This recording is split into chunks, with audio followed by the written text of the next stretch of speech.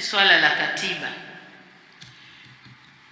maoni yamekuja kila upande, wale waliotaka peke yao katiba, kikosi cha siasa kile kikubwa cha kitaifa katiba, Zanzibar katiba, wote wamesema katiba, na wote tukatoa kauli kwamba tunakubaliana na marekebisho ya katiba yetu, tunakubaliana.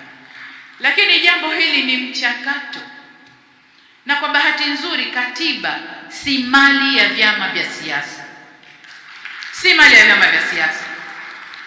Katiba ni ya Watanzania, awe ana chama awe hana, awe ana dini awe hana, awe mrefu awe mfupi, mnene mwembamba, mkubwa mdogo, katiba ni mali ya Watanzania. Kwa hiyo matengenezo yake yanahitaji tafakuri kubwa sana, kubwa sana. Hatuwezi kuchipuka tu haya lete kwa vitabu viwili ya nani ya Warioba iliyopendekezwa na hiyo katiba ya Kenya inasema, katiba ya wapi inasema, chukua kifungu hicho weka.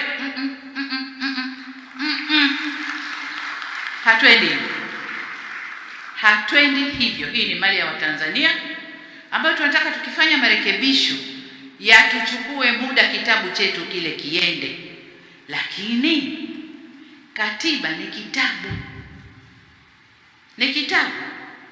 Tunaweza tukatengeneza katiba, kitabu kizuri, tukakipamba, tukakiweka. Wangapi wanakielewa hicho kitabu? Yaliyomo ndani wangapi wanaelewa? Katiba tulionayo, kitabu tulichonacho sasa, wangapi wanakielewa? Unakwendaje kumuuliza Mtanzania nipe maoni yako kitu hakijui?